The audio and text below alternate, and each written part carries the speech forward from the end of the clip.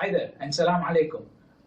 Welcome to our brand new YouTube channel. Hailing from the United Arab Emirates, we are the Bearded Techies, and today we are here to discuss and review the iPhone X or 10 as Apple wants us to call it. We managed to get our hands on the iPhone 10 on its launch day on November 3rd after waiting in line for what seemed like an eternity.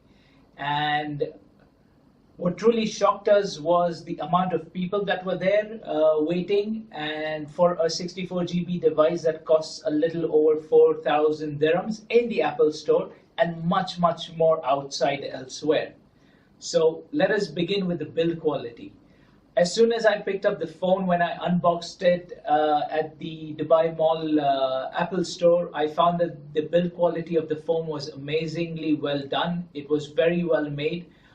The chrome finish, however, in the silver model of the stainless steel frame is a little bit of too much of a bling in my opinion, but a lot of people like it. Personally, that is why I got the space gray. The screen, the OLED screen with its Super Retina display is amazingly well. DisplayMate has named it as the best screen that they have ever tested. Now, you've had much more hands-on time with the phone since I gave my phone away to my dad. What do you have to say about it? This phone's been my primary device since November 3rd when we got it on launch. And to be honest, when I held it first, it felt a bit cheap to me. Maybe, I don't know, maybe it was because I just shifted from the iPhone 8 Plus to the X perhaps, or the 10 for that matter. That's why it felt a bit cheap. But when I got home, I set up the device and I've been using it, and honestly, it's fantastic. It feels very premium. It feels very sturdy. It's got a nice weight balance. The Super OLED display with the True Retina is fantastic. The text is nice and crisp. It's viewable at a lot of angles, if that's important to you. And overall, the phone is very nice.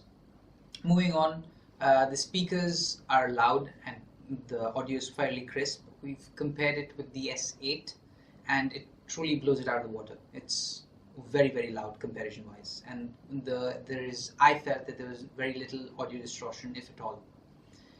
Going on, the battery is... You do have to realize that the S8 is a mono speaker phone and the iPhone X is a stereo speaker phone, so that would generally make it a better sounding phone. Yes, obviously. Well. Yes, you're right about that. So probably not the best of comparisons, but hey, sorry about that.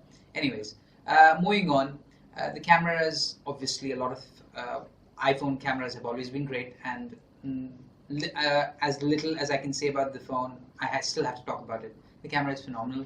Again, they've upgraded a bit.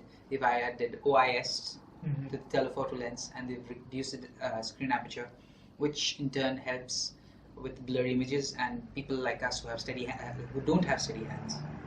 It's a great added benefit. Other than that, the battery leaves a lot to be desired, to be honest. Compared to the 8 Plus, I feel that the phone just manages to last a day, while the 8 Plus that I previously used to last a lot longer. And overall, the phone gets very hot while charging, especially wireless charging. In fact, it even at one point right in the beginning, it stopped charging at 80%. Apple even acknowledges the fact that this happens, and we've got a link in the description below for you to read about it. The Apple did not want Note 7 debacle on their hands. That's why they have it stop charging at 80%. Probably. Going forward, there's a lot new to talk about this phone, mainly with the fact that there's no longer a home button and there are a lot of gestures. I've skipped something and I'll get back to it later on. The gestures are not at all intuitive. I mean, I think Apple can do a much more better job. Right now, to go to the home screen, you just need to scroll up from the bottom, swipe up, and it brings you to the home screen. To switch between apps, you've got a bar right at the bottom where you can swipe from right to left, and it opens up the last app that you've used.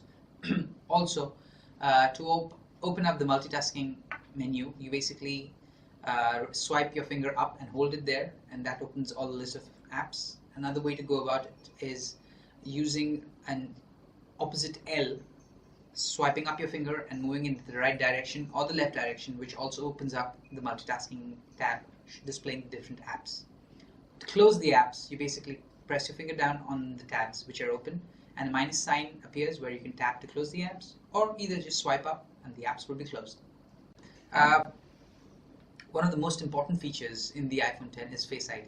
With its 3D technology of face mapping from the front-facing camera, it's fairly phenomenal. To be honest, once you start getting used to it, you don't even realize that your phone is actually locked until it unlocks, just like that. It feels sort of magical, to be honest. And if set up right, it works flawlessly. Yeah. We have finally come to the end of the video, and all I wanted to say is that while the iPhone X is a very good device, there are a few very small things that are missing in it, and we would like to get them back or get them changed. One of the things is the battery percentage indicator, which used to be on the status bar.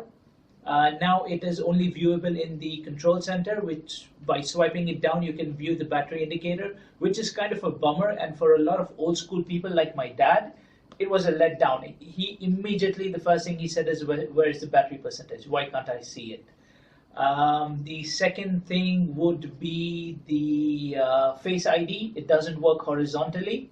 And also the one thing that bummed me out was the fact that you still had to swipe up after your face unlocks. You still had to swipe up in order to get to the home screen. Right.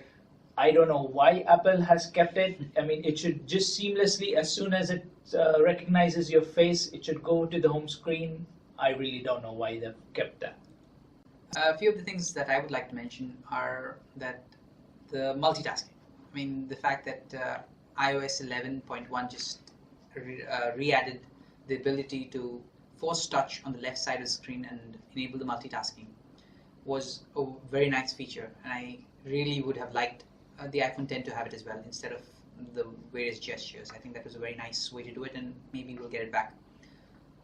Another really big pet peeve of mine is the fact that Apple has this pretty huge bar at the bottom of the screen when the keyboard is enabled, and I honestly don't know why, because it reduces the viewability of the screen. True.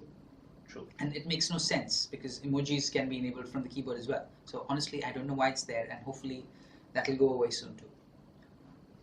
And with this, we have come to the end of the video. Hit like if you like our video or not. Subscribe to our channel to get more reviews on tech and other tidbits. And coming soon is the Pixel 2 review, which I am using it as my daily driver. Don't forget to follow us on Facebook, Instagram, and Twitter. Links of all of these are in the description below. And with this, we come to an end. Okay, yalla, bye. Thank you.